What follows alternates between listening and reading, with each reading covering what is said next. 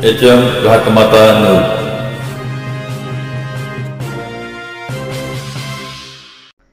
Plastic निर्मूलन दिनानिमित्त खरसुंडीत जनजागृती अभियान।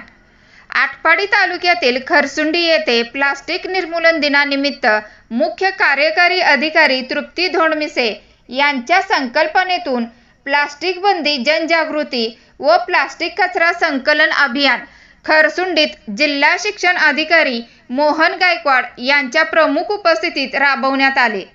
या अभियानासाठी आटपाडी पंचायत समितीचे गट शिक्षण अधिकारी दत्तात्रय मोरे, सिद्धनाथ विद्यालयाचे प्राचार्य शहाजी पवार, लोकनियुक्त सरपंच धोंडीराम इंगवले, शिक्षक नेते जगन्नाथ कोळपे, विश्वास पुजारी, मुख्याध्यापक शिवाजीराव आईवळे, प्रकाश कांबळे, पंडित भोसले, ग्रामसेवक सोमनाथ शिंत्रे, सर्व शिक्षक स्टाफ, कर्मचारी, ग्रामस्थ, विद्यार्थी विद्यार्थिनी मोठ्या संख्येने उपस्थित होते। जिल्हा परिषद शाळा नंबर 1 व 2 श्री सिद्धनाथ विद्यालय खरसुंडी हायस्कूलचे विद्यार्थी विद्यार्थिनी यांनी मुख्य बाजारपेठ, विटा रोड, ग्रामपंचायत परिसर, मंदिर परिसर व गावातील इतर ठिकाणचे प्लास्टिक कचरा गोळा करून गोळा केलेल्या कचऱ्याची विल्हेवाट लावली। यावेळी जिल्हा गट शिक्षण अधिकारी यांनी आवाहन करताना काय म्हणाले ते पहा। प्राथमिक जिल्हा परिषद सांगली जिल्हा परिषदेच्या मुख्य कार्यकारी अधिकारी माननीय तृप्ती धोंडमिसे मॅडम यांच्या संकल्पनेतून संपूर्ण जिल्हाभरामध्ये 2 मार्च 2024 पासून प्लास्टिक मुक्त अभियान ही योजना अत्यंत उत्साहात सुरू आहे। यामध्ये मागील दर महिन्याच्या पहिल्या आणि तिसऱ्या शनिवारी साधारणपणे 2 तास ही मोहीम संपूर्ण जिल्हाभर राबवली जाते। जिल्हास्तरीय नोडल अधिकारी स्वतः CO मॅडम आणि अन्य सर्वच विभाग प्रमुख जे आहेत, खाते प्रमुख आहेत, हे या तालुक्यामध्ये नोडल अधिकारी म्हणून काम पाहतात। तालुक्याचे गटविकास अधिकारी त्याचबरोबर अन्य सर्व पर्यवेक्षक यंत्रणा जे आहे आणि गाव पातळीवरचे ग्रामसेवक आणि स्थानिक जे पदाधिकारी आहेत यांच्या सहकार्यातून आणि समन्वयातून ही योजना राबवली जाते।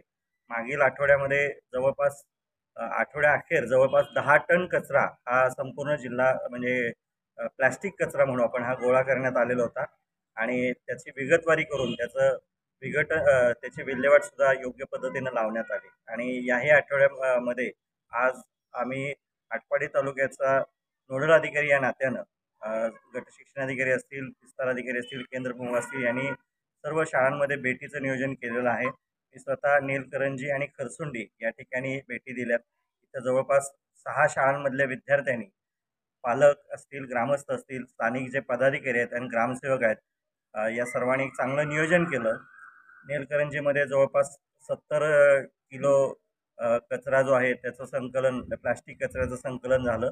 त्याचबरोबर खरसुंडीमध्ये सुद्धा मंदिर परिसर असेल, आजूबाजूचा जो परिसर आहे या ठिकाणी स्वतः पदाधिकारी, सरपंच साहेब आणि अन्य सगळी टीम आहे त्यांनी सहभाग घेतलेला होता आणि याही ठिकाणी जवळपास 1.5 ते 2 क्विंटल आता त्याचं एकत्रित वजन जे आहे, अजून काही संकलन सुरू आहे, त्यामुळं त्याचं जवळपास 2 क्विंटलपर्यंतचं संकलन हे आज झालेलं आहे। आणि निश्चितपणे आज तालुक्यामध्ये दिवसभरामध्ये खूप मोठ्या प्रमाणामध्ये प्लास्टिकचं संकलन होईल आणि एक चांगल्या योजनेला हातभार आपण सगळ्यांनी लावल्याबद्दल मी प्रशासनाच्या वतीने धन्यवाद देतो।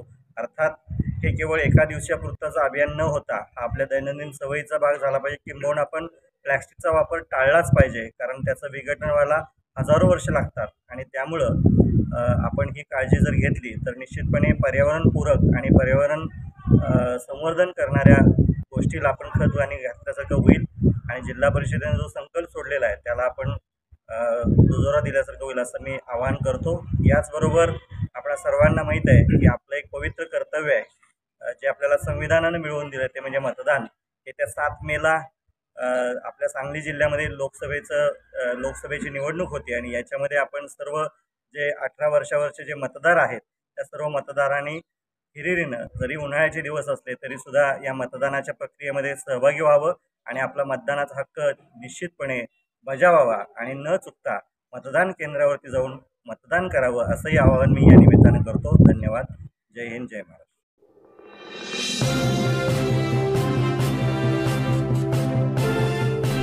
HM घाटमाता news.